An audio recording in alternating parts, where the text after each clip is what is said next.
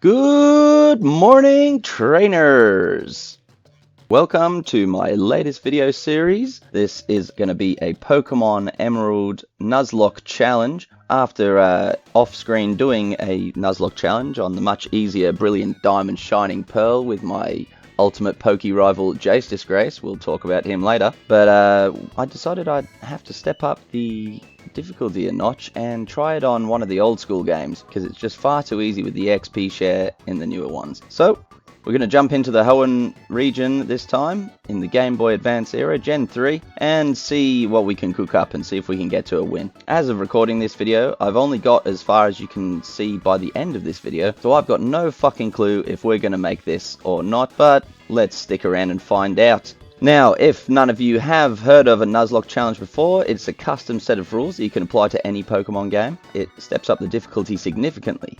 Now I'll explain why. The 3 rules of your basic Nuzlocke challenge are as such. Number 1, if your Pokemon faints, you cannot take it to a Pokemon Center. You must release that Pokemon. It is now dead. RIP, see you later, sayonara, never to be seen again. Rule number 2, you can only catch the first Pokemon that you encounter on every route, meaning that you cannot search for your favorite ones and you're just stuck with what you're given. The only exception to this rule is the duplicate clause, so if you've already caught that Pokemon before, you can keep searching until you find another Pokemon that you've not caught before. The other exception is that if it's a shiny, you may catch that because obviously it's a very rare event and you're allowed to keep that in your team also. Rule number 3, you must nickname all of your Pokemon because that increases the bond of love and respect that is essential to make it to the end of any Pokemon League, and makes it oh so much more sad when you lose your beloved pocket monsters after a tough battle.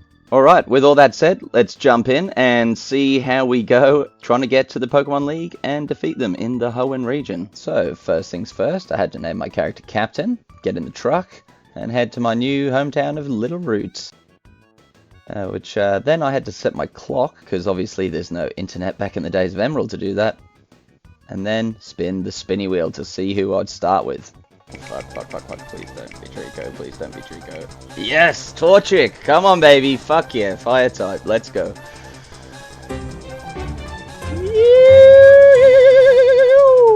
As you can tell by my excitement, Torchic is my favourite, and so we proceeded on to rescue Professor Birch by beating the Zigzagoon who was hassling him. He takes us back to the lab and then gives us our beloved Torchic. We then decide to name him Red Rooster on the recommendation of my best friend Bellman. But unfortunately, a bit of a problem here. The character limit is quite short in Emerald, so we couldn't fit that. So after some messing around and fiddling with the name, we decided on Red Rooter. Now, if you don't know Red Rooster, that's the greatest fast food chain in Australia, if you haven't been. And if you're wondering what Red Rooter means, check out the screen right now. So, after refusing to meet Professor Birch's granddaughter May a few times and being forced to, I set out on my way. Apparently she was hanging on Route 103, where I found her chilling by the grass. That's where I found out that I'd made a bit of an error before the battle. Oh, I didn't heal the fucker, man. I should have grinded him. This could be over real fast. Oh no. So yeah, I'd forgotten to heal my Torchic, which was not the greatest of moves, and I thought, well, I'll probably be able to beat him anyway, go for a few scratches, but then that's when this happened. This could be all over real fucking fast, real fucking quick. No, it's not. Yes! Suck it, Mudkip, bitch! And thankfully I managed to kick that little Mudkip's ass before he killed me. So off I went with my Torchic bleeding in my arms to the Pokemon Center, get my boy fixed up, ready for the rest of the adventure. Next, I made my way to Route 101 to find my first encounter in the wild. Did I catch something in Route 101? I suppose I should. Alright, here we go. Turned out to be a little Poochyena. Not the best thing, but it's only the first route, so no worries. Red Rooter come out, all guns blazing. But we weren't going to attack this sucker just yet, because I remembered a sage old piece of advice from an old man in Kanto I once met. Go from Pokeball straight up. Just like the Weedle Man shows you, don't even attack him. Just catch. So yeah, it turned out the Weedle Man in Kanto didn't know what he was talking about when he taught us how to catch Pokemon. So I tried again anyway. No attacks given yet. I was a bit scared I'd kill him straight up, so thought I'd try without damage first, but in the end I had to resort to scratching the poor little doggy. Which didn't kill him, because Red Rooter is just a little pussy at this stage. But luckily enough, with half health gone, throw a little Pokeball out, and Poochie was going to be mine pretty quickly. So we had to give him a nickname then. This time the opportunity went to Jace Face, because he was the first to respond in the chat. So he named him after his old dead dog Hooch, but it's a female, so we called it Hoochette, which in our previous playthrough of Brilliant Diamond and Shining Pearl was the name of his Houndoom that unexpectedly took out my Golem in a battle of ours, because he knew fucking Solar Beam.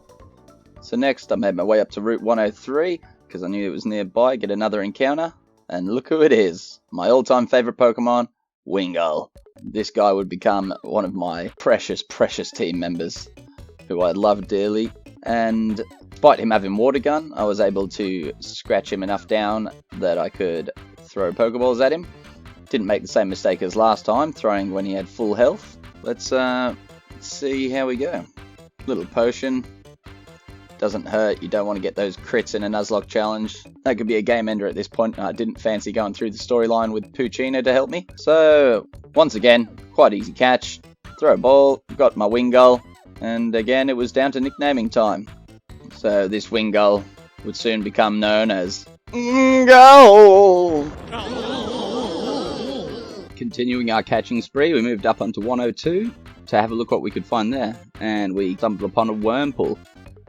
So, despite not really wanting this guy, you might as well catch everything you see in a Nuzlocke just in case you need some backups. Once again, straightforward, easy battle, took Wurmple on board, named him Jim after Earthworm Jim, my boy. So next, we battle our way through the next few trainers on the route, getting ready to go to Petalburg Gym to see my sweet old father. Papa, Papa, I said as I entered the gym. And then that's when he gave me this horrific surprise. It was Wally, the complete novice at Pokemon, and he wanted to learn how to catch them. Of course, he had to learn from the best. We'll now refer to him as Jace Disgrace after my ultimate Poke rival, because if I could have renamed him, that's what he'd be named. And of course I have to show him anything in this game, so I took him out to catch his first routes. After damaging it, he managed to catch it.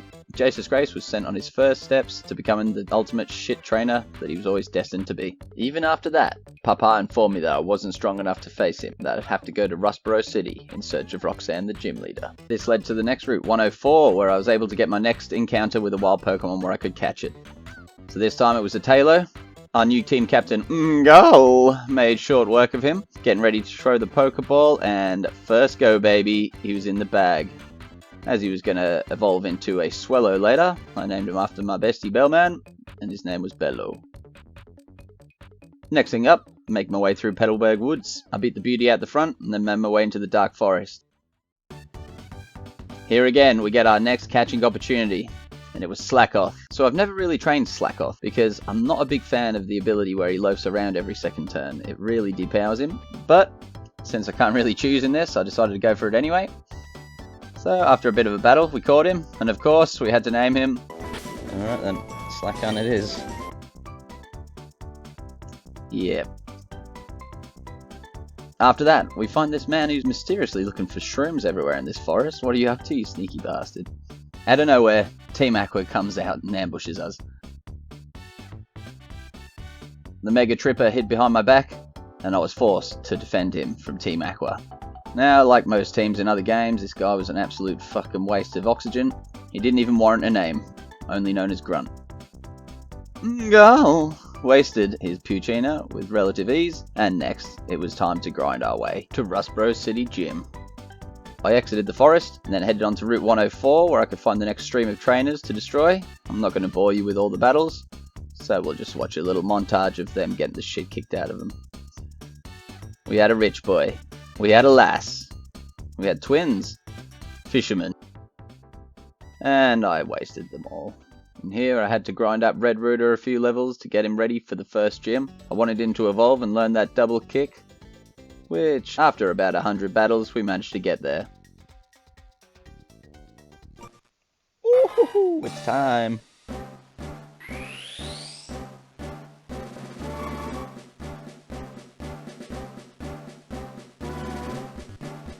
Grats me, chat. Grats me.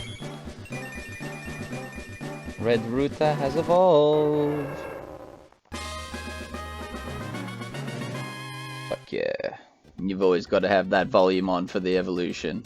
It's a rule in Pokemon. Everyone knows it.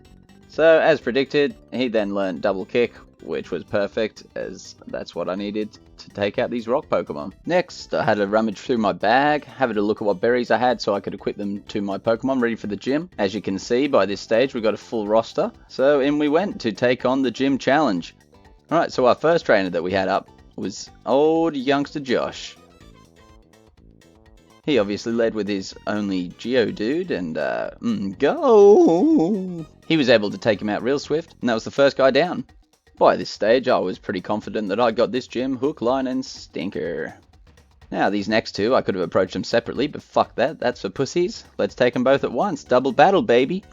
Now, my formidable opponents here were youngster Tommy, and named after me, Hiker Mark. Felt tough to have to beat him, but oh well. Unfortunately, I'd forgot to switch my Pokemon, so Huchek came out first. Red Rooter and Mgull were quite the tag team against the pair of Geodudes that we came up against. It makes it especially easy when the AI of the game has them continuously mud sporting, which does absolutely nothing to help their victory. So I whooped both of the Geodudes. They sent out more Geodudes, which met the same fate. And Mgull and Red Rooter were riding that victory wagon all the way. After I rubbed their defeat in their face, I moved on from Hiker Mark and youngster Tommy. I was ready to take on the big boss lady of Rustboro Gym herself.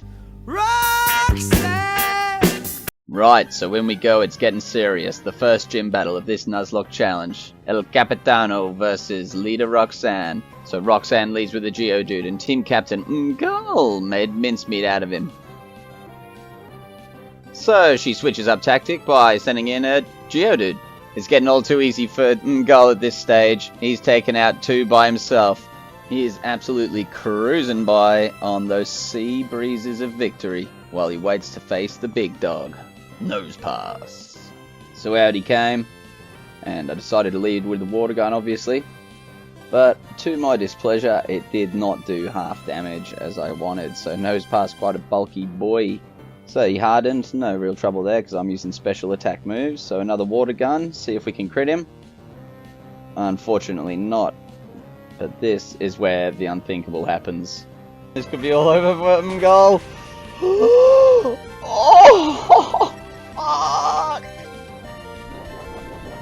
Oh, no way.